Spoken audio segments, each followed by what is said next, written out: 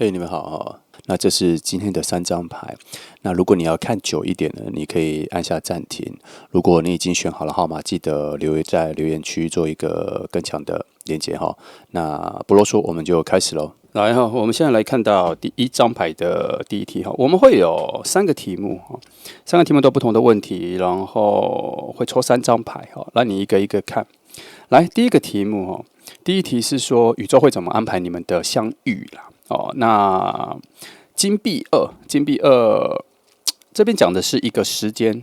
跟选择上面的一个摇晃，在未来3个月里啊，宇宙首先会透过金币二的逆位，揭示一个失衡中的推动，这张牌才能代表生活中的一种两种物件抛来抛去的那一个概念，也就是说需要同时顾及很多事情啦。这个是正位的时候，但是它逆位的时候呢，表示你未来3个月可能会遇到某种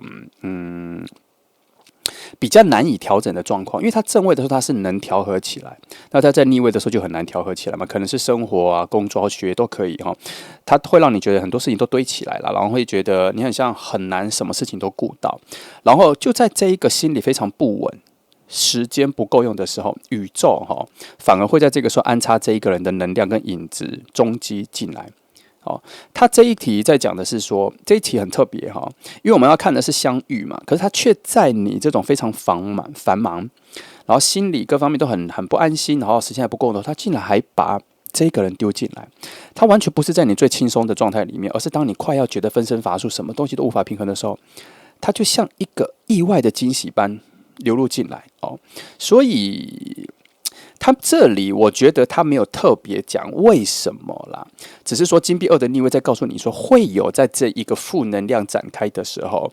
然后他这个这个人的好的能量会这样子偷偷的溜进来，所以你注意一下，你未来3个月突然有一个这个繁忙的时刻的时候，这个是你现实生活中的那一面啦。可是他没有放弃你爱情的能量流动进来的机会反而在这个你无法平衡你自己生活各方面的时候，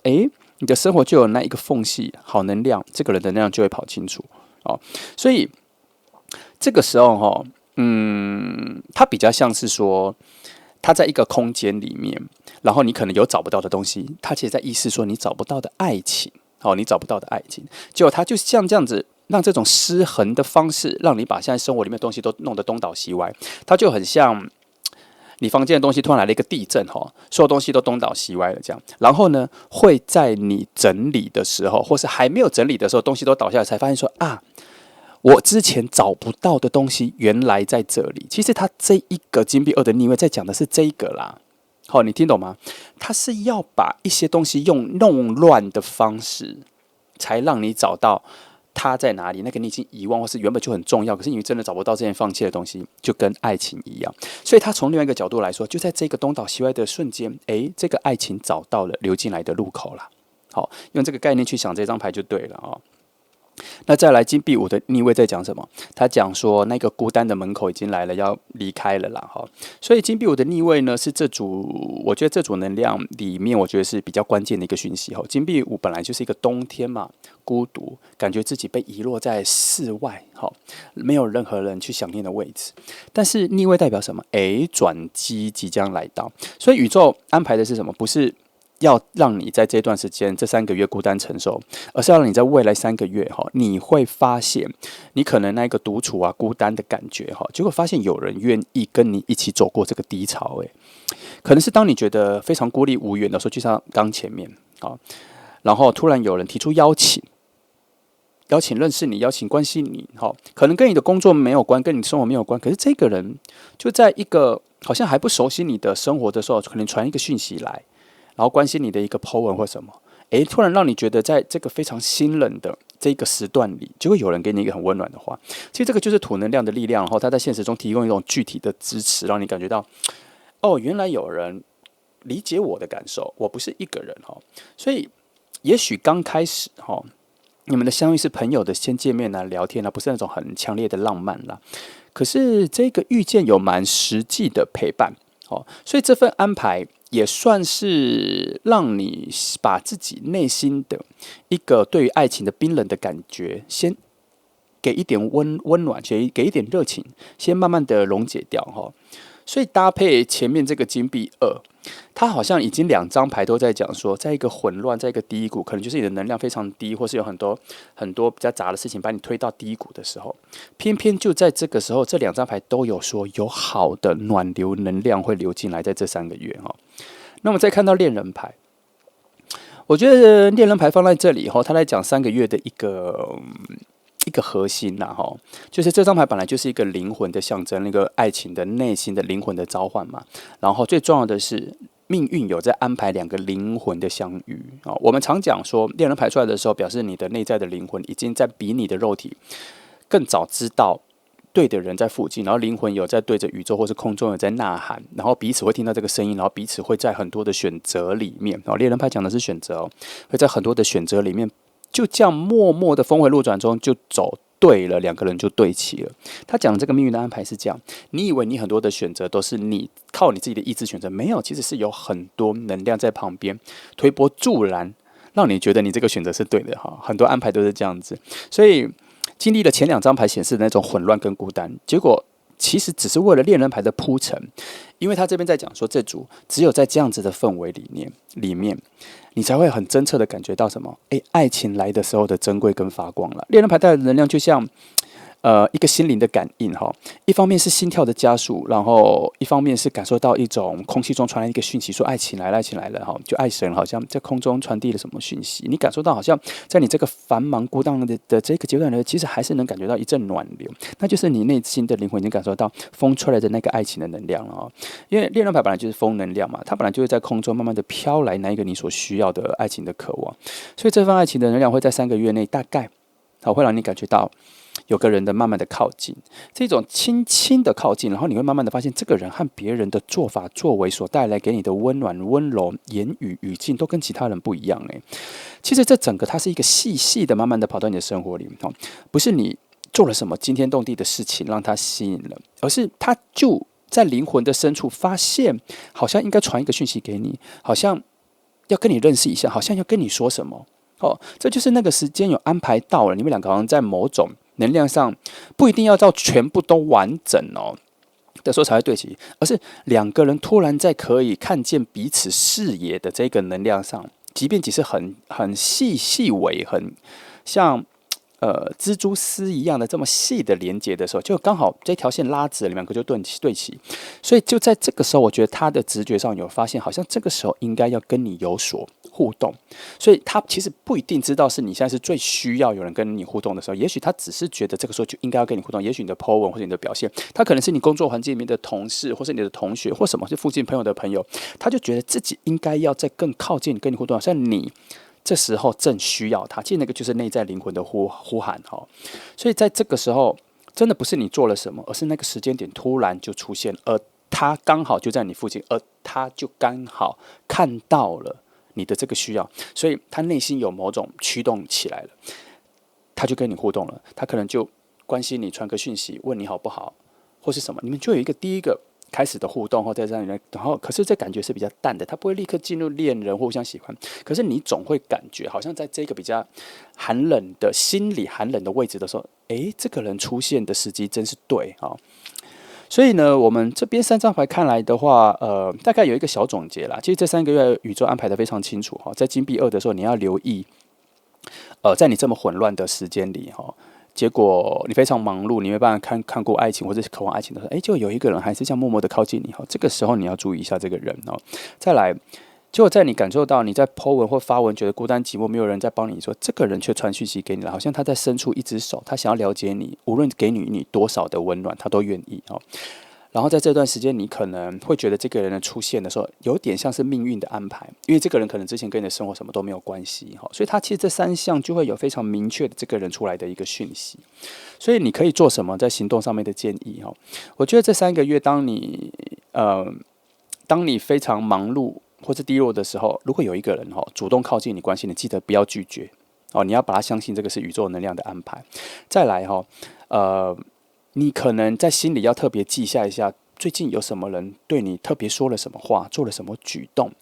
而且都比一般人在更靠近你、更关心你的话，你可能要感觉到这个就是命运的步伐已经慢慢的往你这边，你可能要记得哈，不要忘记，要特别在意哦。那么第三个可能就是爱情啊，因为在恋人牌的出现哈，有的时候会有一些巧合出现啊，它很难用逻辑去判断。譬如说，这个人可能跟你不熟，就突然在路边遇到。哦，就像我们刚刚前面讲的，你跟这个人也不熟，也没有聊天或什么的，就他突然传的讯息，你不要把它看成是生活中一些很平淡的事，你要把它看成是这份巧合出现的。哦，这个是在行动上的建议，你可能要再敏感一点。所以未来3个月，你会在这些你觉得你没有办法看过爱情的时候。可是爱情来的时候，你要敏感的感觉到，这个是你要打开心房的时候，不要被其他的外物跟生活给掩埋住，结果忘记去感觉爱情其实就在你身边，而且爱情其实就来了哈。这个时候要注意一下这3牌给你的一个提示哈。来，我们来看到第2题哈。第2题我们的能量哈会怎么吸引哈？就你们2个未来3个月的能量怎么吸引哈？那我们抽到隐士牌教皇逆位宝剑士哈。隐士牌本来就是一个充满灵性的牌啦，这个我们本来就知道，往内在灵性去挖取更多的灵感跟方向性嘛，哈，所以这也代表说，爱情在靠近的时候，并不是一个很有华丽式的喧闹式的，它是一个安安静静的在寻找。隐士提着灯在黑暗中慢慢的前行，哈，它整个的姿态啊，说明了一件事：真正的吸引。往往不是热闹的追逐，而是灵魂啊，在安静的位置被认出来了。所以未来3个月啊，你和他之间的能量啊，会像隐士牌的里面的提灯一样逐步靠近。或许你会有某些的孤独的时候，突然会想到某个人，或是无意之中感觉到有人和你一样哈，在寻找一份内在心灵的默契，然后这种默契没有办法用语言去表达啦，而是来自心灵深处的一种共振哈。所以隐士牌在这边提醒你哈，提示你啊，这3个月要给自己保留一个安静的空间，因为在安静中，你才有机会捕捉到宇宙释放的一些安静的讯息。它的靠近呢，不一定是透过热烈的邀约啦，而可能是一种深夜的对谈啊、对话，一个心事被倾听的时刻。甚至是你在寂寞之中啊，接受一种好像有人正在寻找你的一个直觉哈，所以隐士的这个土能量啊，与我想一下哈，它这个是与一个非常高的智慧做一个结合啦，所以它的脚步才会这么缓慢嘛。象征的这份能量啊，并不会突然的爆发，而是一步一步的让你在3个月逐渐感受到你的能量被某种外来的空间的一个方向感的东西被吸引，你好像做的决定就在往那边走。所以这个提灯的效果啊，就像冬天的一个灯火啊，不会立刻的烧成一个大的烈焰啊，可是会在很阴暗的角落一直在照亮着你哈，直到你意识到自己啊，好像在这个空间从来就不孤单寂寞哈。好像一直有人在寻找你，而你也一直在寻找某一个方向感，慢慢的就越走越明朗。所以，如果这3个月里你直觉非常敏锐哈，不要忽视哈，不要忽视所有的决定，跟你觉得应该要去哪里去哪里做喝咖啡啊，去看书这种你想要去的任何地方，不要忽视你内在的直觉。尤其夜晚的时候，给你一个明天的灵感的话，都不要忽视哈。这个就是隐士牌的那一个灯的能量在引导你，现在正有一个好的能量在指引你们2个互相靠近了。那我们再看到第2张教皇牌的逆位哈，教皇牌的逆位这边讲的是说，它有一个打破框架的靠近啊。教皇牌的正位的时候，常常讲的一种制度、安全、规矩跟系统嘛，是一个循规蹈矩的能量。但是在这里出现逆位的时候，它带来的讯息是你和它之间的吸引啊，会发生在打破常规的一个瞬间。未来3个月，你可能会在意想不到的场合啊，或是不属于一些你以为的正规的爱情剧本啊、电影剧本啊、影集剧，就你所认知的。一些大家都会遇到的爱情剧本啊，他应该不会照这个方式靠近，他有另外一个方式会靠近哈。譬如一个看起来好像不合时宜的一个对话，就是可能今天来聚会的，就发现都是不是很熟的人在一起，好像约来约去，朋友约来约去，结果大家都不来了，只能凑巧一些比较不熟的人在一起，这个就是可能不合时宜的一个场合，然后一些不合时宜的对话。可是这一种偶然打破规矩的一个行为，一些意外的一个行为，反而让你跟这个人突然在一个奇妙的转弯里面互相接近，然后让你们的互动产生一个强烈的火花。因为教皇牌的逆位就是意味着能量的吸引呢，不会走在大家所期待的模式上面，而是会以一种更自由、更不被框架限制的一个方式突然的发生。从元素的角度来看呢，这张牌带来的一种思维哈，因为打破了旧有的结构所燃起的一种激情啊，所以会在这3个月，你看他可能会透过不同该怎么说？不同以往嘛，反正他就不是循规蹈矩的方式，然后互相靠近，然后也许你们的对话的话题没有那么浪漫，或许有一些反叛性的思考。你跟他的互动，你会发现说这个人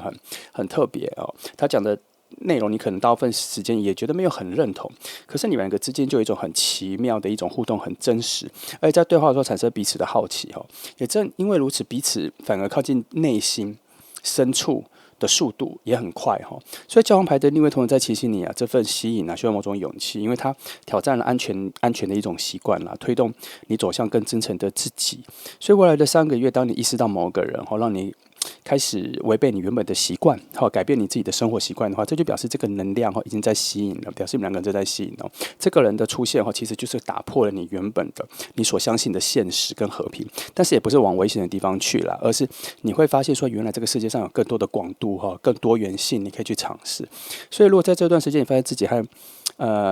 这一个人总是一直有一些跳脱框架的话题行为，譬如说你不参加的活动啊，不参加的课程啊，你本来不攀岩，你本来不去滑雪，你本来不去潜水，你就去了；你本来不会去听一些什么课程什么，你就去了；有些演讲、有些电影你不会去看的，你就去了。其实这些都是跳脱框架的一些情境所以这些发生的时候，请你不要害怕，那是因为宇宙有在安排你们要因为教皇牌的逆位，要透过不合规则的方式找到你们彼此真实的连接了。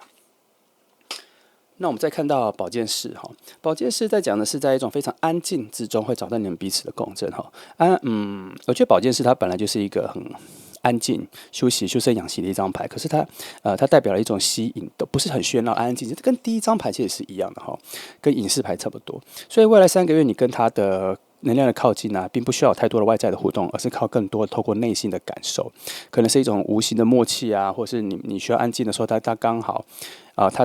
正好也离开了那些吵闹的环境的时候，所以当你疲累的时候，然后他突然出现让你们存在，他这个就很像是说，当你们开始遇见的时候，然后两个人都觉得说，我们离开这里好不好？我们自己去找地方安静的聊天。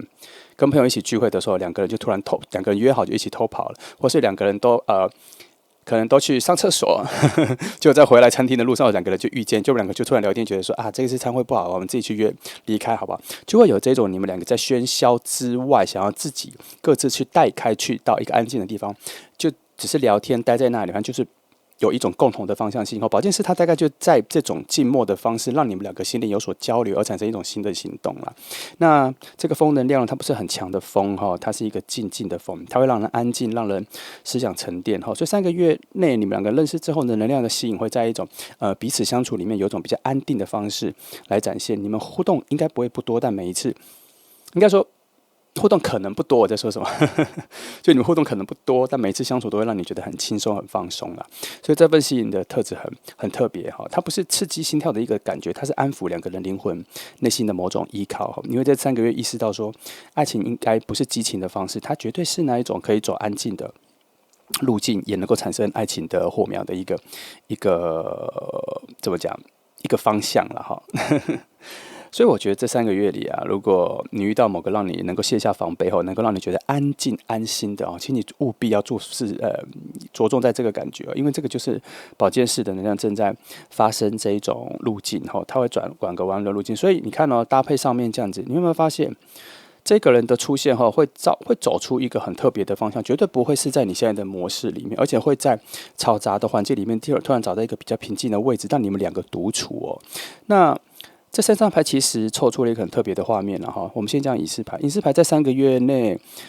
你的能量会从孤独之中两个人都会在孤独之中寻找到彼此，然后交换牌的逆位会告诉你们说，在寻找彼此的过程中会打破框架，绝对不会是在你现在所旧有的一些场景里面。那宝剑四也就是说嘛，你看你们会离开旧有的场景里面，然后独自去找到一个安静的位置，两个人慢慢的相处这样。所以他给你一个行动上的建议，就是这3个月你可以多保持安静，给自己留一点空白的时间不要把3个月的时间都填满，因为你需要大量的时间去吸收这一份安静的感觉。然后再来，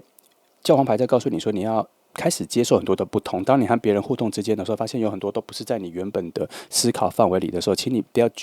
立刻否认、立刻拒绝、立刻否定因为那个时候可能就是宇宙正在给你一个特别的安排，要去接受一些异常、求异跟你不同的世界、跟你不同的人，他就会开拓新的路径那再来。最重要的事情是你要重视平静，内心的平静在这3个月非常重要哈。你要注意跟接触那些让你内心很安心的人，不会让你心慌的人。记得哈，他叫你接近，不一定是说接近的那个人就是现在的新恋人，而是这个人可能会带你去认识到新恋人，也有可能啊。因为这3个月平静在。我觉得在隐士牌跟在宝剑四都讲得非常着重哈，所以用一句话来总结这3个月的话，你看他的能量其实都在一种安静的孤独的氛围里面寻找到彼此，因为2个人都希望在安静之中，找到一个稳定的爱情啊。来，那我们来看到第3题哈，未来3个月，当他很靠近的时候，你会收到什么样的讯息哈？那我们有权杖7、宝剑3跟权杖5哈。记得哈，每一张牌的讯息都可以当成是独立的讯息发生后，它不一定要全部融会贯通才会发生一件事情，它可能会有不同的象征哈。所以权杖7哈，我觉得它权杖7讲的是某种勇气了哈，所以权杖7内在也象征了某种我觉得是挑战或坚守防卫的牌，所以当他出现在他在靠近你的讯息的时候，我觉得未来3个月你会收到一种爱情的靠近，然后这份靠近有一个人在慢慢的鼓起勇气的靠近，所以这份靠近可能不是完全轻松的，因为权杖7意味着说有些情境让你必须站在自己的位置，守住自己的信念。当他靠近的时候，宇宙会透过种种事件让你明白说，如果你想接受这份靠近，你就要有足够的勇敢，然后不敢应该不要再像以前遇到爱情的时候这样子退缩。所以举例来说，有个人。如果可能有人对这段关系，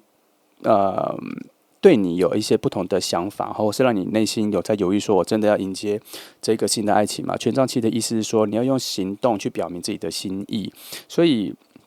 因为这里的火元素燃烧的有点特别啦，它象征了某种推定跟能量啦。权杖7。其实代表说，这3个月里有一个人如果靠近你的时候，你会明白这个不是一个只能被动产生的能量，而是需要你自己也要去做出勇敢的回应。其实现在在讲这个，他在告诉你说，应该有一个爱情要靠近了，可是你内心会有一些挣扎，不知道自己要不要去接受，自己要往前这样。可是权杖7却说必须要往前，因为这份勇敢，这个时候你也要提出来，因为对方也有可能跟你差不多的处境，也是前进后退，前进后退，也不知道怎么靠近这样。所以这个必须要有点对等的，你可能也要再靠近，要去做出一些你也想要去试试看爱情的这样子的回应。所以，这里宇宙可能是在给你一个提示了哈，就是说，如果你遇到某一个人心跳有开始加速或是开始有一些特别的心情的感觉的时候，其实你不应该要逃避，或是不要试着逃避，而是你必须要看到你内心，必须承认说，其实我对这个人是有感觉的。然后，如果你旁边的有人否定这份爱情，或是否定这个人，可是你心里不是这样想的话，可是其实别人的意见你可能要把它排除掉，你要相信你自己内心你真正的答案，你要相信你自己眼睛所看到的这个人。还有，如果你想要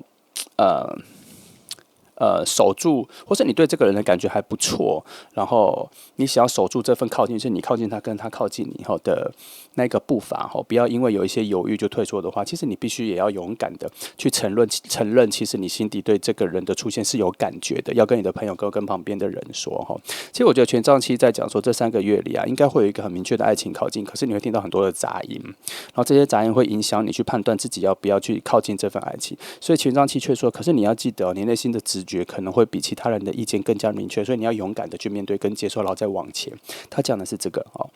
那宝剑3，宝剑3出现在这边的时候，讲的是某一种试炼了哈，它并不是什么伤痕什么，它讲的是某种试炼。因为宝剑3它本来就是一个经典的在讲心碎的失恋的牌，可是它代表的不只是痛苦啦，而是一种情感的真相在你的内心要被揭露。所以当它出现的时候，代表未来3个月你可能会接收到一个讯息，就是爱情的靠近不会是完全无痛的，它会带来某种你内心的挣扎的某种试炼。可是这里在讲的是说，这个就是这个新爱情靠近的时候，你可能内心还没有完全的准备好，但是你要记得前面的权杖7所说的那个勇敢，要在这个时候拿出来了。因为它是一种你内心非常赤裸的真实感，所以当有个人正在靠近你的时候，你可能会意识到，爱情原来我期待了这么久的爱情，并不是只有甜美的，而且还包含了以前连带的那些不安跟担心，原来同时会出现，然后同时也会告诉你说，爱情来了也会有可能像以前一样会有失去的恐惧你看他这张牌就在提醒你说，这个人虽然靠近会带来很多喜悦，可是也带来了什么？照亮你内心很多尚未完全愈合的部分所以这3个月有一个讯息啦，可能就是说，在他靠近的时候，你会想起过去对爱情的失望，或是他靠近的时候，你会害怕说同样的坏事会再重复发生，或者你会看到自己完全还没有处理好的一个情感课题，然后可是宝剑三真正的力量并不是要让你停留在痛苦里了，而是希望你诚实面对自己的裂缝跟伤痕啦。因为这些刺痛后，有的时候其实是在告诉你说，你真正需要疗愈的东西是什么。可能之前在疗愈的过程中，你那一个部分其实有点被遗忘了，或是略过了。就这一次会把它看得更清楚。其实这是一个很好的最终的疗愈的机会哈。所以未来3个月，如果有一个爱情靠近的时候，宝剑三给你的讯息是说，跟前面的一样，就是不要害怕哈，不要害怕自己的那些不安跟恐惧哈。因为新的爱情来的时候，它所带来的新的勇气啊哈，也是能够让你重新锻炼你内心的勇敢的程度哈，只要你开始知道你内心的某些脆弱，然后开始承认自己那个脆弱还在的话，你下一段爱情进入的时候，你反而可以更真实的展现你自己，甚至一开始接近这个人的时候，就会告诉他说，其实我内心还没有完全痊愈，所以我的节奏会变得比较慢，我付出会变得比较慢，希望你不要介意。这个也是一个很真实的表现。宝剑三在讲的是这个，希望你不要隐藏太多。好，你现在的状况就诚实的表现出来，这也是宝剑三要给你的一个试炼跟锻炼啊。那到权杖5的时候，我觉得这里讲的就比较不错了哈。他在讲说你们的互动里面会有一些没有那么和缓的，可能会一些小冲突啊，可能对话可能有一些小辩论，然后反正就是不是那一种很舒适的对话的时候，可是这反而是你们的感情加速确认、加速靠近哈，它就有一点点我常讲的不打不相识了。你们反而是用一些有摩擦的对话里面，让你们的感情变得很浓密，所以它就符合了上面的宝剑三的那个感觉哈。一开始的时候，你可能会有一些抗拒嘛，你可能会对爱情有些推挤哈。这个时候就可能会在你们一开始的时候，你也感受到他的爱情，他也感受到你的爱，你们的关系也不错。可是就觉得说爱情靠近的时候，好像以前的旧伤口会带来，所以就会有一种进进退退的感觉，一路下来都有这种进进退退的感觉嘛。所以这个时候就会产生某些你们相处里面的这个摩擦哦。所以可是这个摩擦反而是你们两个加速灵魂靠近跟关系靠近的一个捷径，很特别的一个方法。那因为宝剑5本来就是一个要透过很强烈的互动而产生关系的一个牌啦，所以未来3个月你和他之间的靠近呢，可能不会那么平静，所以前面才有说你们要寻求平静的宝剑4，知道吗？他就是要这个方向啊。可能没那么平静，所以你们两个需要非常要求平静，它是有这样子前前后后，所以它就会带来某种挑战，就是两个人在两个个人安静的时刻的时候，发现你反而有很多的辩论，好像很多观念的讨论，有些互动，虽然有些争吵，我觉得那也不算争吵，就是意见不合，然后可是反而你们两个会很快就会找到共同的方向，比很多人的关系初期还快，表示什么？你们的磨合期来自于最初就有了，所以后面会走得很坚实啊。那这份火能量在这边出现呢，其实它象征你们彼此的吸引力啊，其实上升的速度很快啦，因为毕竟权杖5它并不是一个破坏的感觉，而是一种推动。他在提醒你说，如果他在你面前显得特别喜欢跟你争辩一些小事情啊，或是总是跟你有一些特别不错的互动，各种互动，不论是正面的、负面的，这都是一种什么？你们在急速靠近彼此心灵最深处的一个征兆了。那因为就是太在意了。太喜欢了，太在意了，太想知道了，所以才会这样子。所以可能会有一些意见不同啊，然后可能会有一些小争执然后可能也会有一些小反感可是这些东西都反而是你们彼此觉得为什么我们两个都没有不能再更靠近，不能再更理解的这种向往。其实我觉得这个只是初期的一些小东西，在很多人身上发生的时候，它有一个深浅问题，它会发生，然后很像是这个模式，但是并不一定会进入到争吵所以不一定要那么紧张，只是没有说都这么契合，没有说都这么顺，但是慢慢的你会发现，你们两个人关系的浓密度跟关系的接近的速度都会比别人还要快，因为你们一开始就极度的用真实的自己去展现。虽然是有点保护自己，虽然有点不像爱情，可是都比其他人都更加的真实，所以你们两个拉近的距离就更快。所以权杖5在讲说，3个月内啊，你们两个会透过非常多种多样式的互动，让你们两个的关系跳级式的接近所以这3张牌，我觉得他在讲是什么？权杖7在说，爱情靠近的时候，记得要有勇气。就像我们刚刚讲的，即便有一些争吵或是一些摩擦磨合，都要有勇气，因为你们俩要相信自己内心。其实你就是知道这个人还不错，只是这个言语上、这个观念上，我们还在磨合。这个地方权杖七就说你要有勇气去往前。然后宝剑上说，就是因为这样子，所以你们才有机会在一开始就把自己内心对爱情的恐惧跟过去的裂痕都摊开来，然后彼此都要接住，彼此也要学会接住然后到权杖五的时候，他就会因为这个过程让你们觉得这个一开始就有点阻碍，可是过了之后，你们两个人的关系的基础就打得很实在。后面就很多的事情都会觉得说，有任何事情我们都可以实话实说，不用怕。想去哪里，想跟朋友去哪里，想喜欢哪里，要去旅行，不想要去哪里，然后意见什么，你们就会变得非常诚实的、非常习惯性的去讨论。你们在这种相处方面的时候，因为磨合期在最前面，所以其实未来相处可以看得到更长远的路径啊。所以到这3张牌的话，有一些这3个月的行动上的建议记得要展现勇敢，然后要接受两个人彼此都是不完美，然后记得要享受各种互动，让你们关系变得比较绵密、比较亲近。所以最后呢，他要讲的是说，其实有的时候如果你内心确定是这个人，然后你感觉到安心，这些相处的过程都只是一些形式啦，都只是一些磨合啦，都只是一些沟通啦，而且又在感情的一开始，所以你要有更多的勇气。其实也会有更多的勇气，不要怕，因为这是一开始，没有什么那么怕失去的，尽可能的展现自己的真实，就对了哈。好，那这就是第一看一下哈。好，那这个就是第一张牌的全部希望给你一些不错的方向然后记得要乐观的去期待不要急这3个月记得刚刚姐的建议都记得好，那就这样，谢谢来听祝福你。来，我们来从选择第2张牌的朋友开始那我们会有3题然后每一题都有3张塔罗牌，每一张牌都会讲清楚然后我们来看第一题，第一题就是宇宙怎么安排你们的相遇了，然后有金币骑士、金币国王跟权杖8。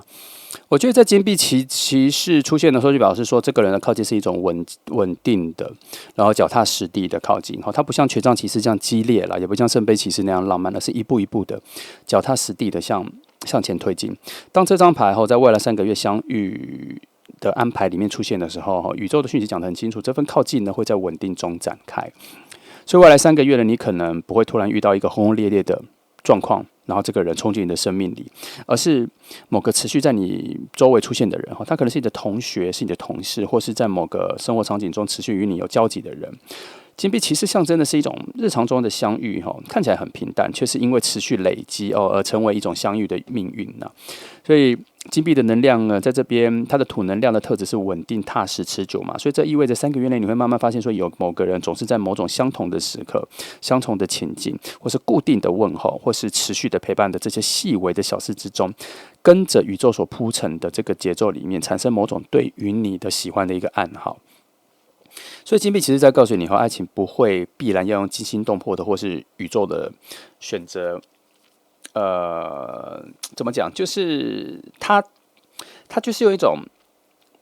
你会觉得他那个命运的感觉比较淡，它是一种好像生活里面慢慢的就浮现出这一个人所带来的一种安全感，而发现这一个人在你的生命中很重要。他的命运感比较不像是好像你会看到很多的线索，发现好像有一些契机，发现是这个人，他就是慢慢的从你的生活里面变成你一种很重要的、你很难离开的一种感觉。这3个月，他这一个人会这样子慢慢的浮现在你生活里面，你可以注意到。所以3个月你要做的事情就注意日常中那一个可以带给你生活某种稳定的、安定的、某种秩序的人，他出现的时候，你会发现说，你很多的生活的规则、时间轴各方面都被安排的井然有序，好像你可能在依赖他，或是他就突然在你的生活里面告诉你要去怎么做，时间生活方向感，这个人就会这样慢慢的浮现出来。所以金币其实在告诉你说，你要注意一下这样子的人在你附近出现那金币国王在说，应该有一个蛮成熟的力量跟稳定的力量，应该要慢慢的出现了。你看搭配前面的这个金币骑士，确实是有你看2个金币能量，所以这个带着成熟又可靠的能量的人，极具安全感的人的特质的这个他在这3个月会慢慢的靠近，记得你要感觉一下因为他出现的不会突然爆出来，他就很像突然融入你的生活。那金币国王掌握的那个土能量的核心，因为它双土能量嘛，它不只是踏实，而是还有一种可以照顾你的一个能量。所以未来3个月你的相遇后，不会只是表面上的互动，而是会让你整个人都发现说，好像你的生活可以交付给某个很有责任感的人去安排。他可能会是你去参加一个活动，发现这个人一直在安排你们大家要做什么事情，甚至还会特别对你说，他会特别提醒你说，你要注意什么事情，他对你有特别的关照，或者是你去上班的时候，突然来了一个新的主管或什么，他对你的生活各方面有新的方向感，然后甚至也会对你的处境跟什么有特别的理解。你要记得哦，他会突然承担了很多关于你的责任，然后让你更加的往未来走去的时候，有一种多一层的安心感。因为金币国王加金币骑士加起来这种双重稳重的气氛哦，它会让你在对他的情感上面会展现出某种不同的一种想法。所以这个时候呢，这些土能量的能量宇宙应该这个时候就有在暗示你了。这个靠近它不是那一种只是一份爱情像初恋一样出来的这种心动，它带来的是什么？带来的是你发现这个人的出现，你对未来跟类似承诺这个东西有某种向往了。你内心会浮现这个，好像自己的人生跟这个人在一起，好像可以答应了什么，可以计划了什么的感觉。所以金币国王的讯息告诉你说，这个人在这3个月带给你的这种可以依靠的能量会非常明显，可能会在你有困难的时候会有帮助，实际上的帮助，可能在你内心对于某些事情有焦虑的时候会给你一些安定的建议，而且他会透过很实际的行动让你感觉到说，这个人跟你是有关系的，他的存在感是有价值的。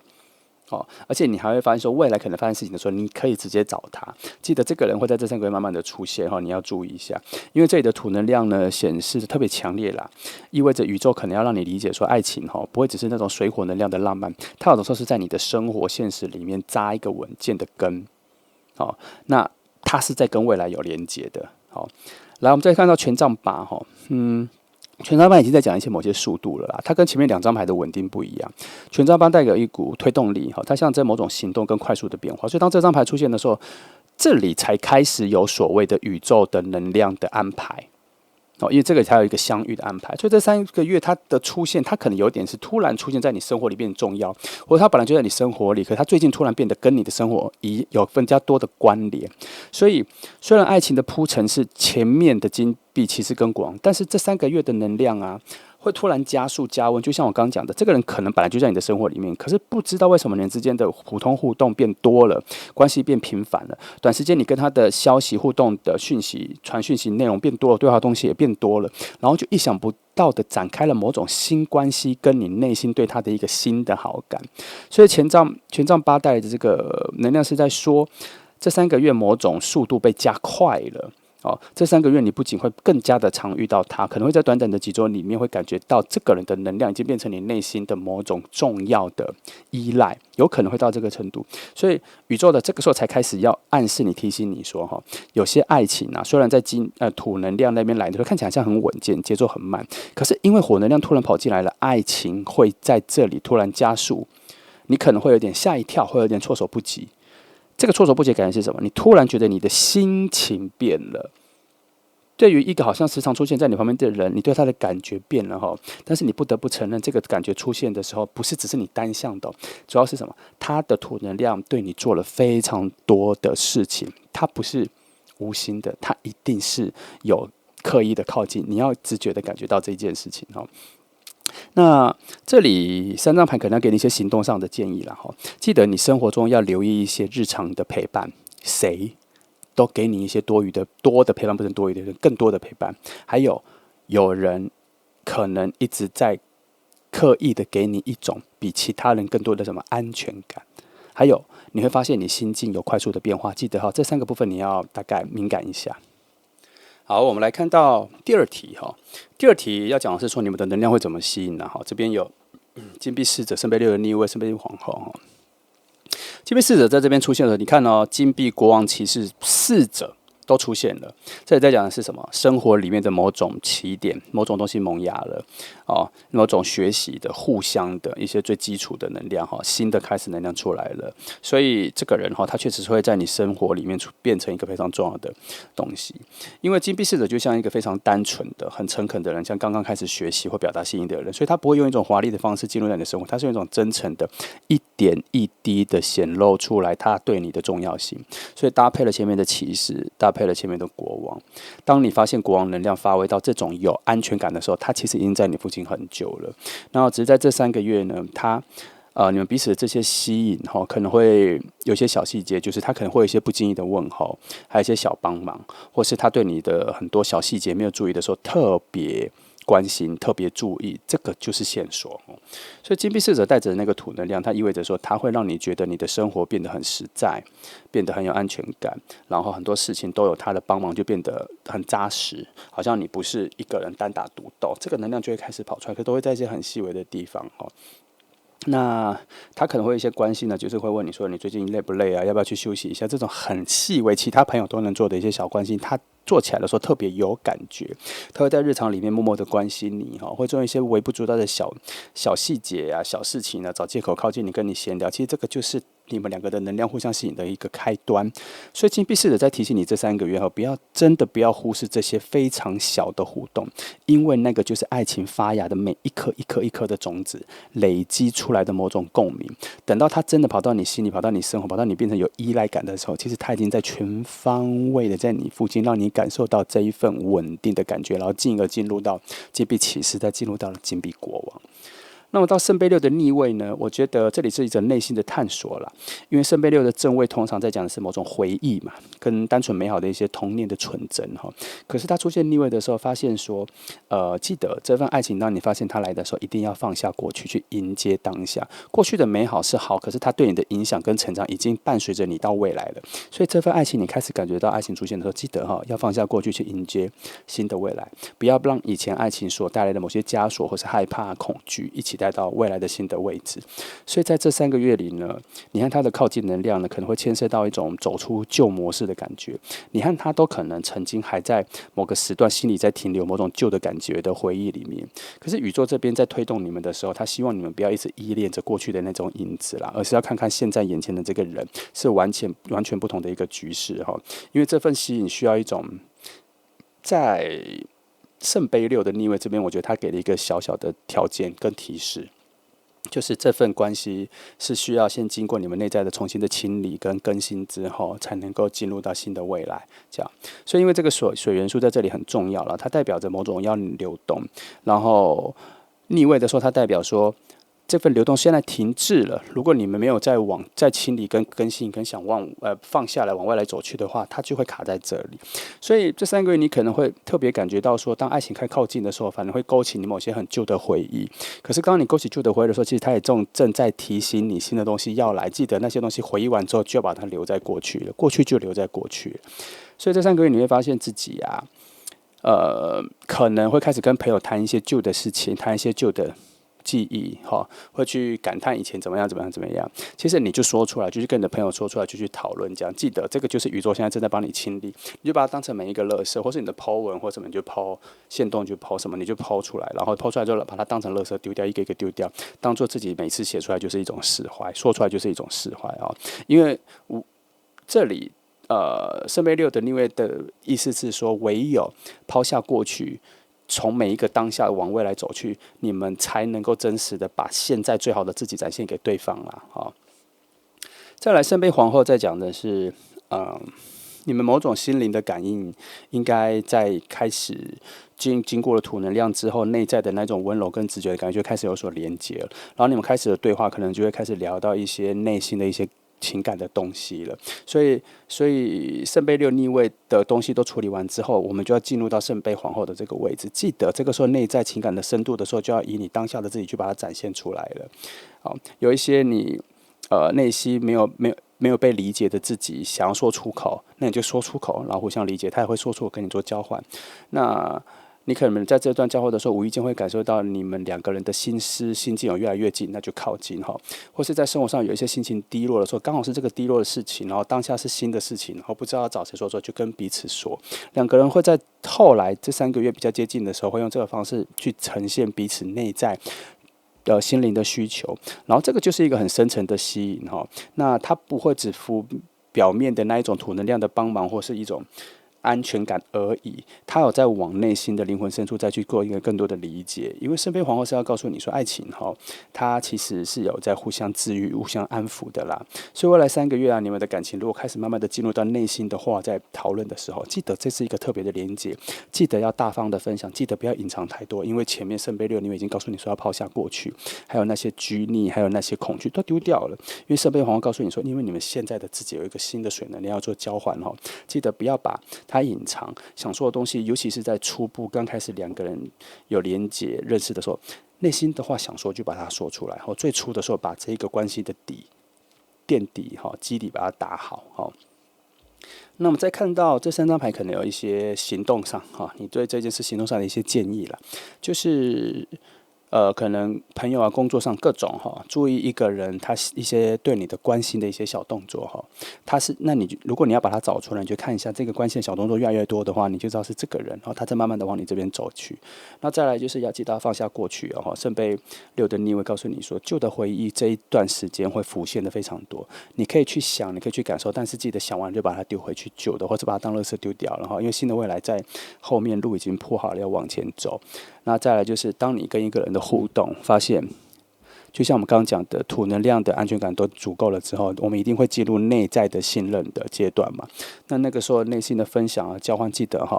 不要隐藏太多慢慢的丢出来做一个交换。记得它不是你单方面的给而已，而是一种交换，你听他，他听你，因为你们灵魂需要做实际上的更深层的吸引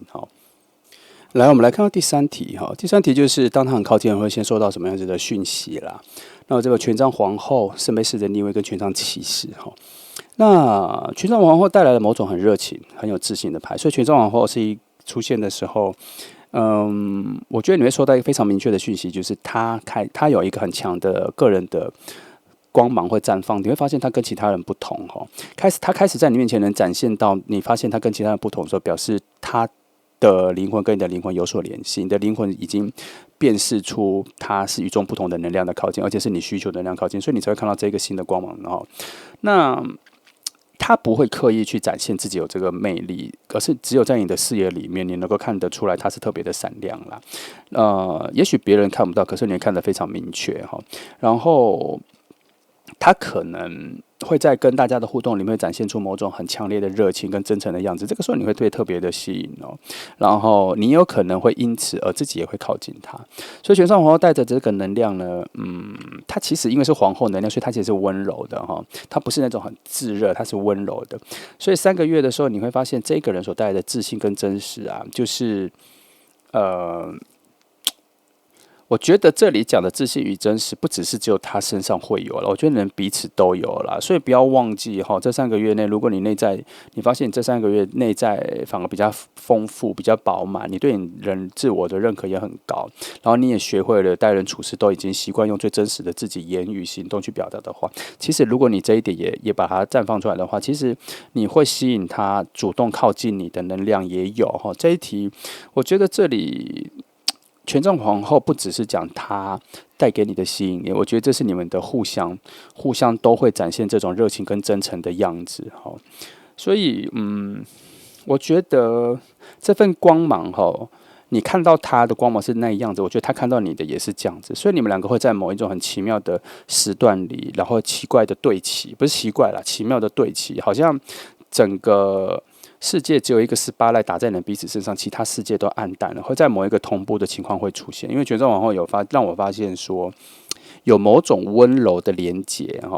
只照亮你们2个人的所在的世界，然后会让你们非常聚焦的在彼此身上，会产生这种只有你们2个会互相吸引的一种状况。所以记得不要。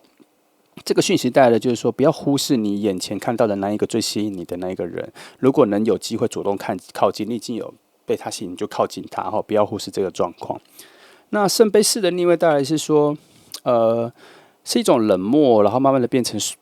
比较醒来的一个状况了哈，就可能就是在讲说，你之前对爱情有一些麻木的状况，在这一刻它出现的这一刻的时候，你就会开始苏醒，你会开始自我打开自己内心的心房，然后慢慢的发现说，我也开始愿意接近爱情。如果有这样的感觉的时候，记得大方的就去哦，因为前面的那个权杖的皇后能量也在绽放哈，然后圣杯四逆位的能量也在影响着你们，所以内心的本来的冷漠啊，已经开始有所转变，那些封闭就都已经开始打开了，那个不愿意接受新的感情的那一段时间也已经结束了，所以这里的新的征兆就是说，请你不要忽略你被注意跟你注意到的人，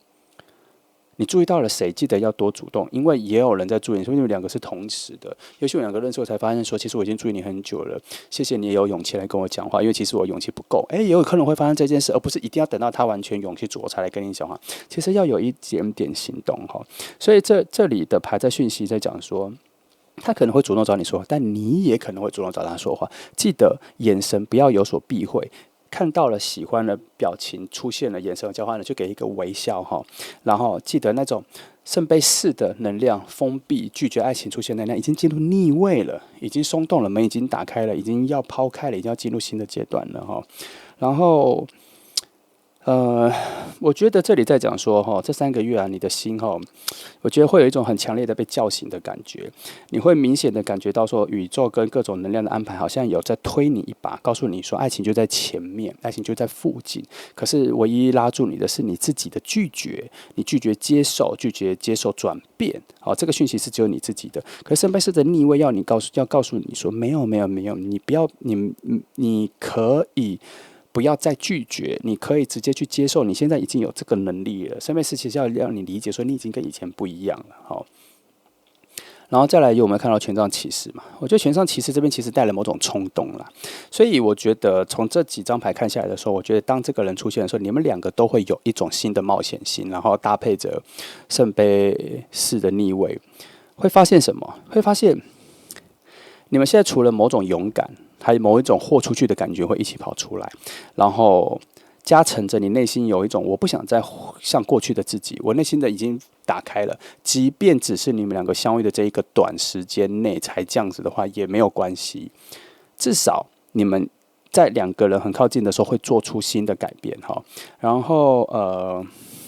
会有什么？可能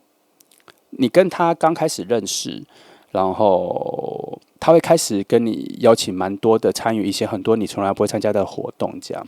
然后你跟他去活动的时候或什么，他会非常积极的都在你身边保护你，跟你只在你身边啦哈。可是他会带你去参加各种活动啊、场景啊，认识各种朋友这样。你会发现他特别明显的一直待在你身边，很靠近你这样子。这个就是这里的火元素很强，所以。你也不会完全被动了。其实你内心因为这几张牌的感觉，就是说你也会主动的想要去参与，或是去了解他，然后会让他觉得说你现在的状况也是比较开放的哈。然后你们两个会慢慢的。不一定是进入交往关系，可能只是朋友关系。可是两个人会有一种很奇妙的默契，会想要制造一种我们总是一起出现的一个感觉。这份热情，这份火能量，在你们之间产生某种默契啦。所以权杖骑士的讯息在告诉你说，爱情其实在你们之间的初期会成为一种很重要的一个行动。然后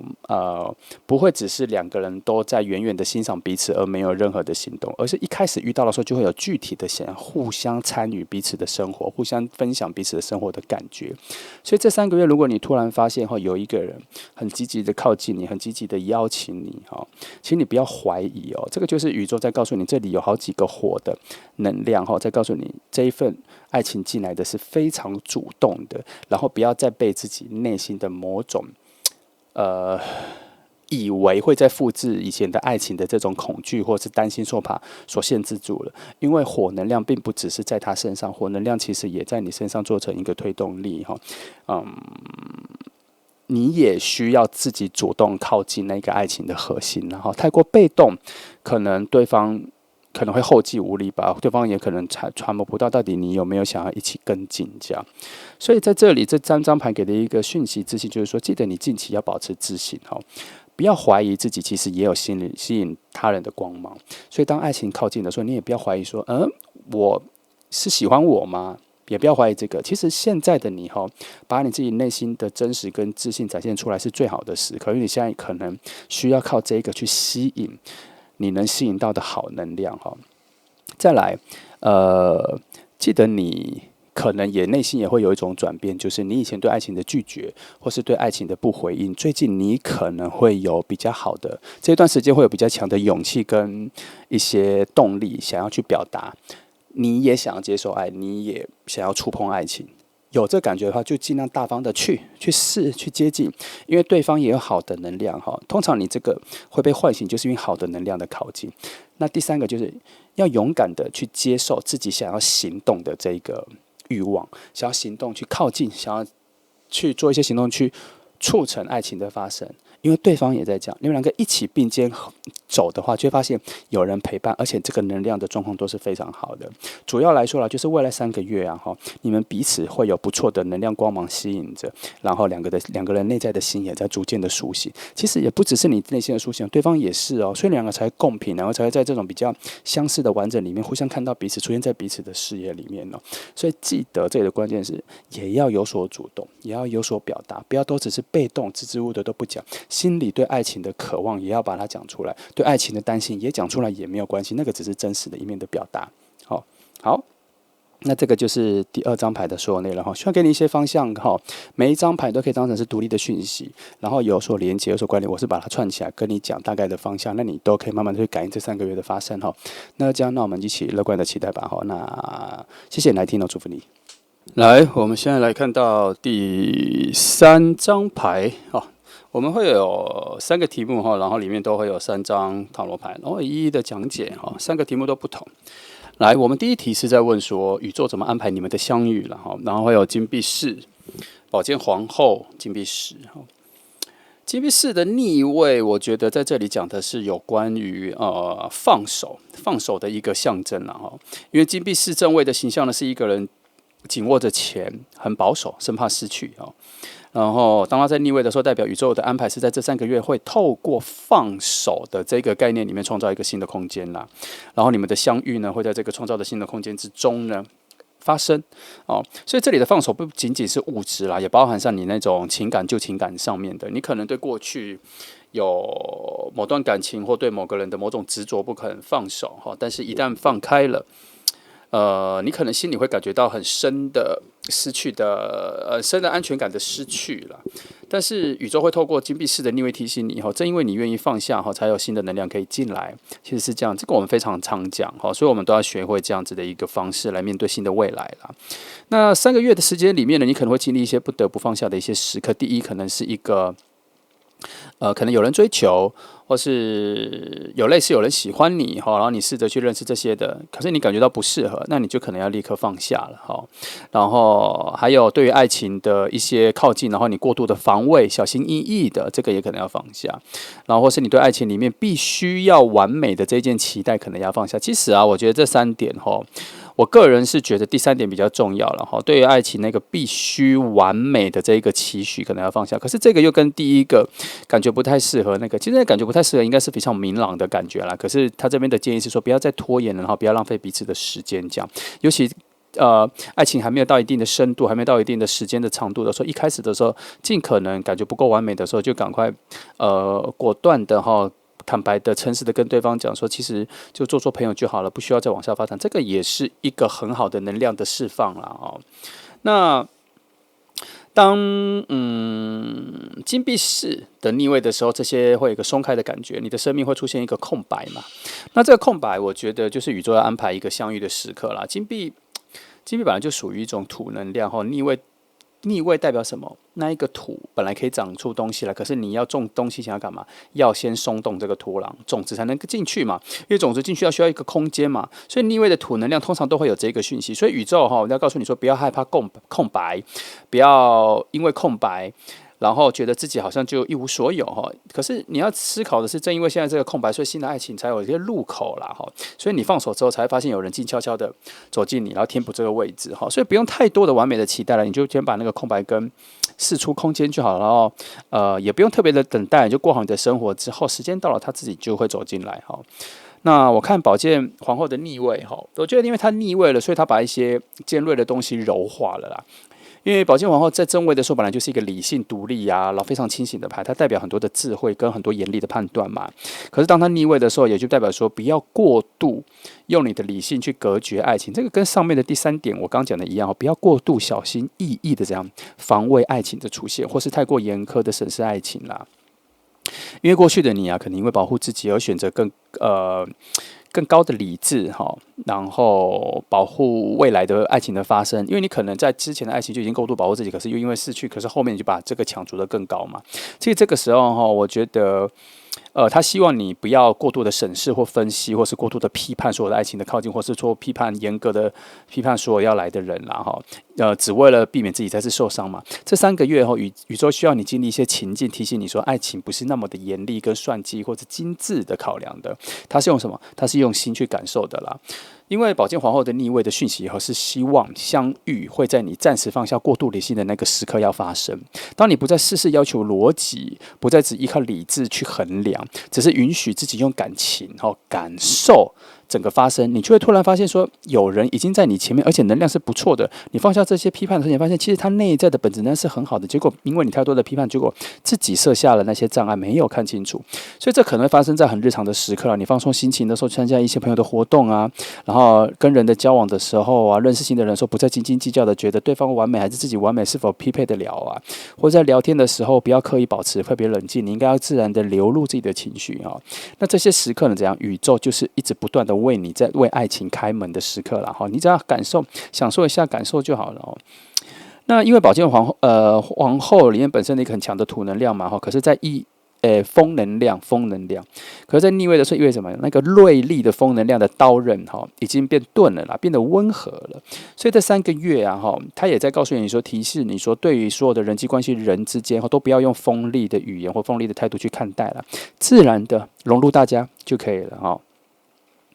那么再看到金币石哈，金币石比较像是一种完整的归属跟相应，这里就没有逆位了，这是完整的金币石哈。金币石本来就是一个圆满嘛，有家庭的，有长久稳定的。它的出现意味着说，3个月内宇宙要你经历的相遇，不是只是短短的火花的摩擦而是它有可能带来长远的未来性的可能性。这张牌在强调的是，不是只是激情的开始啦，而是一种归属感的建立哦。未来3个月，你可能会在某个场景感受到，原来爱情可以让你这么安心。可能会与他在完成某些小事的时候，突然感受到，这个稳定的力量在细细的在发芽中，或是发现它能够融入你的生活，发现它跟你都有很多契合。所以，可是你要记得前面的那个宝剑皇后的逆位所带来的，不要这么多的审判，因为你要让对方好好的发挥自己的好，然后金币石的能量就发挥起来了嘛，你就能感受到说，他跟你相处的时候，其实能够让你想象到未来的蓝图。可是这要一点一点的展现出来哦。那金币石它不单单只是一个稳定的能量，它其实有一种共同创造未来的信任感。这意味着你和他之间的相遇不只是情感上的共鸣可能牵扯到生活面很多的层面譬如说价值观啊、生活的方式啊、未来旅行的目标啊、未来人生的譬如说职涯的计划，其实都会蛮契合的。其实宇宙在金币石其实要告诉你说，这个其实不是一个随机的遇见而是一个可能有看到你们的未来性，认真的在能量上给你的一个安排这个人的出现。所以这3个月可能会有一个讯息你可能会跟其他的人在不轻易的互动里面，感觉到某个人可能让你意识到，这个人是有最高机会可以跟你走到比较远的未来的，因为他不是一个你们2个的认识，可能都不是一个爱情浪漫的。告白或什么不是这样，而是你们2个在互动的时候，实实在在的感觉到说，你们各方面以生活为基调、生活为概念来说，其实很有归属感。我跟你说，他这个概念比较像是说，如果你要找室友你要找室友，这个人可能会是你的首选你大概用这个角度去看，你就知道他跟你的生活感很接近所以这3张牌呢，我觉得他给你一些行动上的建议啦，就是说这3个月你可能要练习放手，放下很多自己对人的成见，放下很多对爱情的完美的期待，放下很多对他人的批判，要用更感性的方式去感受人的靠近还有一个重点是，当你有确定有个人在默默的靠近的时候，然后你也想知道他这不是就是那一个我们在找的那个人的时候，你要感受到他是不是能够让你看到未来的蓝图，他生活上的节奏、生活感的那个气息气质跟那个规律是不是跟你很契合？如果是，那就表示这个人应该就是我们前面讲的这一个这样靠近你的人哦。好，那我们来看到第二题哈。第二题要讲的是你们的能量会怎么样吸引啦，然后有世界牌、圣杯2的逆位、金币8的逆位哈。来，我们先看世界牌。世界牌讲的是一个周期，我觉得你们的这个预见我这边要讲一下哈，所有的单一的塔罗牌你都可以当成是独立的讯息哈，它不一定要有所相关，它不一定要所有的性质都凑齐。如果有连结，我会再特别的勾勒出来再告诉你。可是你可以当成每一个都是单独的讯息哈，来去印证你周围发生的事情哈。来，世界牌哈，世界牌比较像是所有的牌里面一个大结局牌，它象征一种最高的圆满跟和谐的循环跟周期，所以它落在这个能量如何吸引的这个位置的话，其实它在讲说这3个月，你看它的吸引来自一种生命旅程的周期，终于要到了交汇点的位置。但这一件事情讲的是什么？你们有可能在人生的旅程中常常有在附近，可是都没有认真的交集到，没有好的故事的交集，可是这一次就要交集到了哈。因为世界牌带来那个周期性其实有一点点命中注定的牵引。有一种指定的感觉，你会在这段时间呢，这3个月意识到如果你走多少弯路，经历多少困惑，其实能量一直在不断推进你自己各方面的身心灵要变得更完整、更好，而对方也恰好在这个完整的循环里面，正好进入到目前他觉得最接近他的完整的部分，所以这个时候你们两个的能量各方面应该算对齐的哈。因为世界牌当做一个周期性的终点的时候，你们最近的遇见的时候，应该是你们两个会觉得人生里面最好的一个状态。那你们的背景经历很奇妙的是遇到的时候会有一点互补，你们的技能擅长的，还有以前的故事经历的事情还蛮契合的，蛮相似的。你所感觉到的他跟他感觉到的你很雷同，然后这个时候你们遇到的时候会有一种刚刚好的感觉，就是好像天时地利人和，这个时候遇到有段爱情的出现是最好的。你也不再忙碌，你也不再烦恼很多事情，然后内在的心智各方面都很稳定的时候，你会遇到这个人。所以这3个月如果你感受到你的人生刚好走到了某一个不错的阶段，而且这个阶段有一种阶段性完成，要进入下一个时空、下一个领域，或是要升级的这个话，那这3个月它出现的几率就会很大因为世界牌本身象征了4种元素的调和嘛，它调和了风的心灵的清晰，火的行动的那一种推进，还有水能量的那种情感的自然的交流流动，再来还有土能量的现实生活的落实。所以这3个月你看它的吸引力它并不会只是单方面的，你会从各方面内心的谈论生活上、工作上遇见，即便只是朋友的关系，你会感受到在思维上很强的契合，在行动上可能还有一些互补还能够互助，情感上聊内心的东西，以前的爱情竟然还有一些共鸣然后在现实生活上，你们可能互相传讯说今天加油什么的，遇到什么事情他会给你一些留言支持，这样就会在一种很平铺直叙的生活里面，各方面都调和起来。如果你感受到的话，那这个人绝对就是世界牌在讲的要出现的那个人所以宇宙牌在这边传递的讯息是说，你们两个人能量的吸引大多时候对塔罗牌来说，对神秘主义来说，都不是偶然的相遇，都是因为各种生命循环有自然的安排，再加上你们灵魂可能在不同的项链有契约，有约定要见面，所以感觉上这个人在出现的时候有一种补齐了你心里缺少的那一块拼图。其实也不是啦，在我的看来，我觉得它就是一种2个灵魂的寻找，跟之前的分开之后召唤很久而再相聚的能量。所以在世界牌的概念来说，就是你们又进入了某一个相会的周期啦所以爱情在最有吸引力的时候发生那再来圣杯2的逆位他这边可能在讲说你们你和他遇见的时候，他也许在这个周期要遇见了，可是在世界牌的概念是这个周期已经是最靠近的了，要遇见了，要认识了。可是其实你们的完整度已经够高了，可是还没有完全完整但这不代表说吸引力不存在，而是你们一开始的时候会有一种内在缺失的交换，心理的失落的交换，然后你们反而会更加的真实去展现自己，去告诉对方说，其实我现在还没有那么好啦。就算在彼此的赞美里面，也许你看到他时，你觉得这个人还不错，他可能会跟你说没有啦，其实我也没有你想的那么好，我还有很多缺点。你们会有一种内在缺失的交换，反而让你们两个更靠近然后这种真实感反而会带着一种好像感情还不够成熟到要发展出来，而停留在朋友的关系里面，但是彼此感觉还是蛮吸引的，所以就以一种朋友或是慢慢变成好朋友的这个东西、这个阶段、这个关系，慢慢的往前就好了。这是圣杯2的逆位在讲的哦。他讲的就是说有一种未完成的契合，明明很契合，可是就差这么一点点。你们两个一开始的时候会有这个感觉哈，所以这个水能量像是逆流的，而不是很顺畅的，但是因为如此它才会检验你们一开始互相喜欢的一个真心，而不是只是挑剔对方，而反而还是展现彼此的一些可能弱点缺失，让你们两个很快就拉近这个距离感很快就缩短，而且还没有也避免了未来看到更真实的彼此的时候的那一种失望所以这个初期的爱情的吸引你们两个都需要有一点点勇敢去突破跟面对自己的。觉得自己的不够好去进入爱情的这个概念，没关系，你们就分享，其实它反而是一种不错的助力然后一开始的时候还会有一种，可能你们在前面的金币使的能量，感觉生活都还不错啊，相处都还不错，可是好像还是有一点点差异，就是可能时间搭不起来，好像两个人都还是各自很忙碌，然后还是有自己的很多事情虽然两个每次相处都觉得还不错，可是就还是觉得不够完美这个就是圣杯2逆位给你的方式，可是没有关系，因为这个不完美，你们反而更轻易的能展现出自己的脆弱跟需求，才发现原来在未来如果真的很靠近生活的时候，你在前面出席的时候，两个已经经历过了。经历过什么？经历过很坦然的告诉对方说我没有那么好，或是其实我觉得好像不够好到可以交往或是什么的，或是谈论爱情的时候还是有一些差距这样。结果他却让你们在前面这一期的时候，因为这么多的互相交换跟这么多的坦白，反而对于彼此的信任它有所提升所以它这个就是负正能量的一个交换，所以不用太担心太多。我觉得圣杯2的逆位本身它的逆的能量就不会很强啦，它不是大牌的逆位，所以我觉得都还好，这只是一个小调整而已。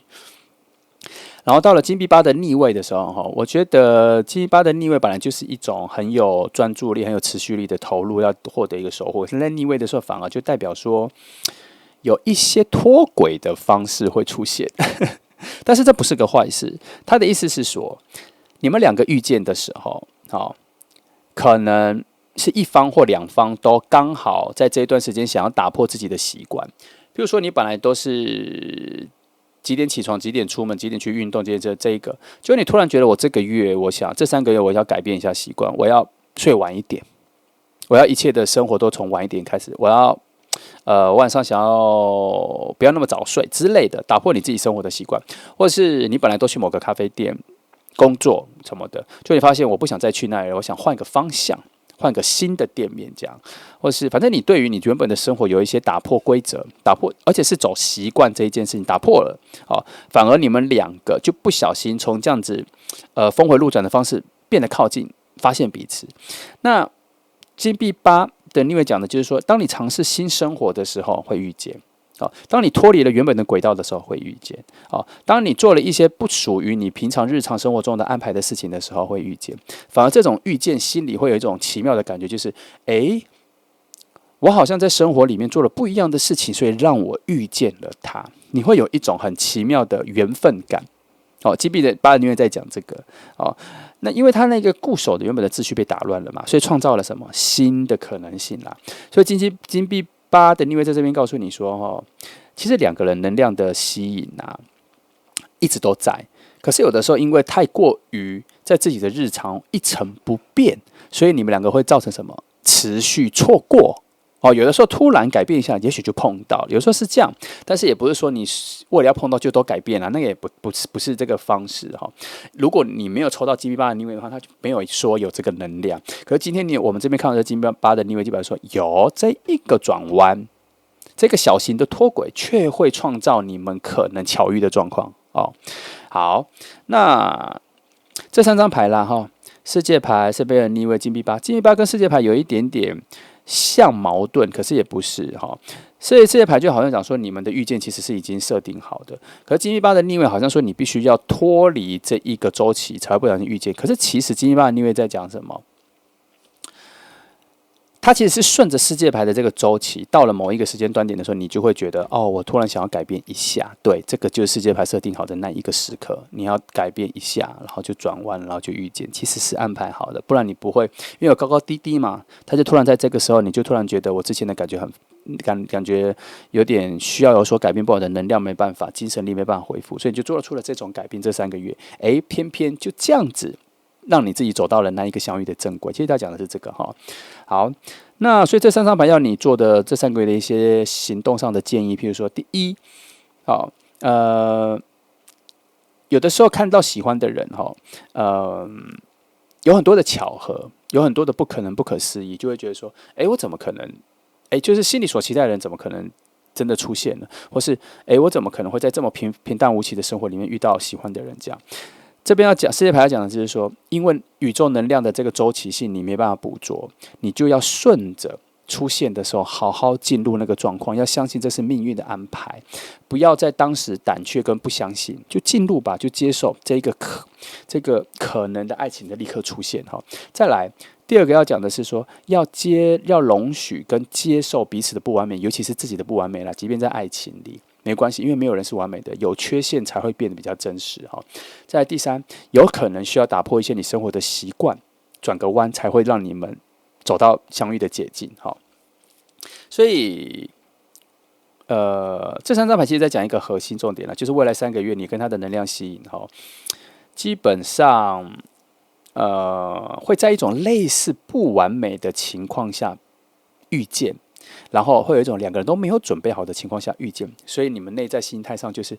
发现这是爱情的时候，可以立刻去确定。好，也许你可以问问说，你是不是喜欢我？因为我对你有感觉，难道这是真的吗？你可以用一种玩笑式的方式来破冰嘛，也有可能哈，就看你哈。反正记得内心要相信世界牌讲的，当你感受到爱情出现的时候，就去拥抱它哈。来，我们第3题哈，就是它很靠近的时候，我会收到什么讯息哈？这边有金币3、逆位、权杖1跟审判牌哦。其实金币3讲的是说，当它靠近的时候，一开始你可能会觉得你们有些地方不够有默契哈，但是宇宙在这边要提醒你说，这份靠近不代表说要立刻完美啦。金币3的逆位说，逆位。在讲说，在合作跟交流的时候，可能产生一些误会哈，进展不会一致啦，可能理解上会有一些落差，这只是一开始啦哈。其实这里要学会什么？你们一开始后可能2个人的语境比较不一样，所以会开始练习表达的够清楚。然后如果表达不清楚的时候，可以立刻去确认对方的在讲什么，不要太猜哦，就觉得听不懂就说听不懂。好，误解就说误解，这样要在初期的时候，在这个实际的互动里面啊，你们在金币上要找到什么？立刻要找到彼此的语境的节奏。生活的节奏和很多的习惯，这里就表示你们一开始初期的时候会有一种快速的磨合，这里就直接把它磨掉了。因为金币3的逆位本来就不是什么坏事，它只是在提醒你这3个月你们2个本来就是要借由一种很多的不完美来去接近彼此，然后因为这个不完美来去坦然的去表达彼此。刚前面就已经有了，这边又再讲一次所以在讲什么？一开始好像有把最差的磨合期摆在你们一开始的前面，因为2个人的心他都还没有放得这么重，所以磨合的速度很快，因为都很坦然的表达自己啊。所以金币3的逆位在讲说，一开始的时候记得要愿意尝试，去表达所有你真实的想法，虽然会进入到某种话题不投气啦，或者想法不对啦，价值观不同啦，或是某些理念不同，可是宇宙就要告诉你说，这个就是一开始你们2个人的开场。好，这个东西一开始就解决之后，后面就会顺利很多。要一起面对初期的这个不和谐，要有一点勇气。其实金币3你会在讲这个但我觉得它只是金币3能量，没有很难啦，你们可能就一点点而已，不会就被拍散了再来权杖1出现的话，那就表示有很强的爱情的火种能量发生啦，所以我才说前面这个不难因为像你看权杖1的能量就发生了，所以2个一开始有互动，表示内心有一种很奇妙的新的生命力的起来，即便你们的对话或是讲法观念不太一样，其实你们2个的很快就磨合起来的因为即便话题不投气，你们还是会立刻找到新的话题，产生新的对话，然后2个人都会用这种权杖1的能量，会很积极的展现出没关系，我们继续讨论，没关系，我想接近你，所以这些都是小问题，会有这样子的很极强的乐观态度、正能量态度然后两个人因为权杖一的能量，两个人一开始遇到的时候，空气就会变得蛮热烈的，很热闹哦。所以火元素在这边是要你去承认说，其实你们一开始遇到的时候，内心就有还不错的感觉跟喜欢，要大方的表达出来，要把这个火能量所带来的主动性展现出来。即便前面有金币三逆位这种概念，就是说好像有点不顺，可是你可以把它当成不打不相识啊。一开始就把一些喜欢跟不喜欢开诚布公的讲完，后面就立刻习惯，后面其实也没有觉得接受的那么难哈。所以宇宙其实要告诉你啦，这一份爱情出现的时候，其实会非常明确的，它没有太多的暗示，它没有太多的迂回，它会用一种直奔的方式，像火种被点燃的方式，告诉你说，没有，这个就是爱情，它会让你很明确的知道哈。所以我们要回到前面哈，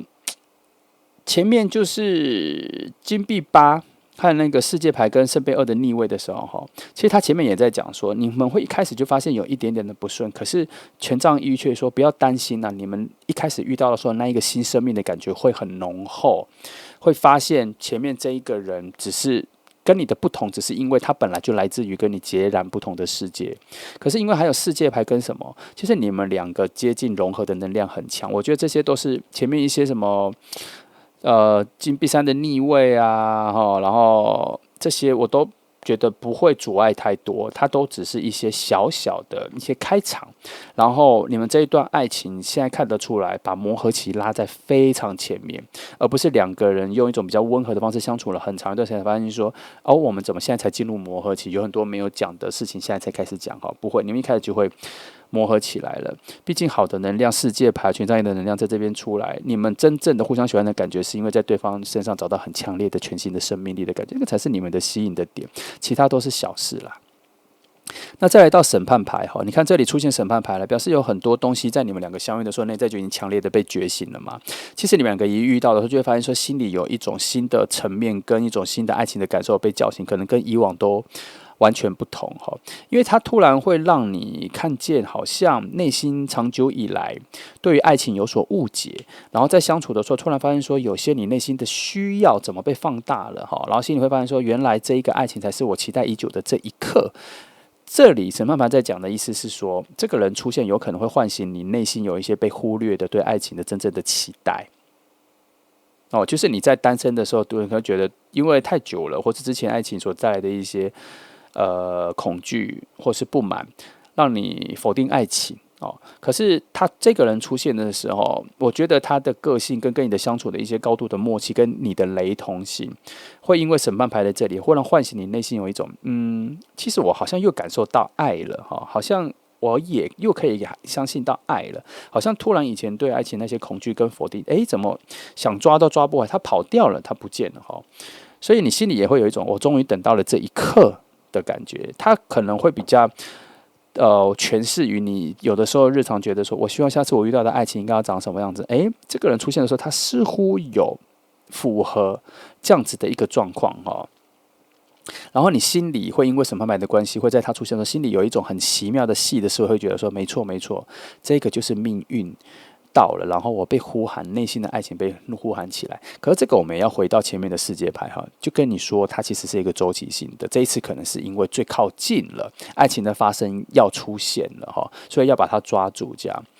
那所以在这3个月，这3张牌要给的一些建议啦第一，要接受彼此的不完美还好你们两个的磨合其实放在最前面，所以那个不完美一开始就会被理解，它不会变成是一种碰撞而弹开，没有啦，不会否定你们的爱情，只是一开始还在感情没那么深的时候，就已经知道说，我们有这么不同这样，但还好因为后面有权杖一的火种能量，它会让你们怎样一试再试，会让你们愿意去真实的回应然后相信这个是爱情的契机。然后我们再到审判牌的时候，慢慢的你们在这个互动里面就会发现说，没错，这个就是命运的安排，一开始就让我们用这么强烈的方式相处，然后立刻能看到彼此的真实的一面，然后你们内在的直觉就会告诉自己说，我们要走的是更长远的路，这前面只是一开始没有关系这本来就是必要的磨合期而且放在很前面是很幸运的，不会浪费你们两个人的时间好。好，那这个就是第3张牌的3个题目对，然后我们这边都讲完了那希望给你一些方向记得每一个都可能是一个讯息哈。你在遇见他的时候，如果有符合的话，你可能心里要用一种比较乐观的方式去确定他的出现哈。没关系哈，我们反正都是初期嘛哈，初期比较能够放得下、拿得起、放得下，所以尽情的去感受爱情的发生就对了哈。那谢谢你来听哦，祝福你。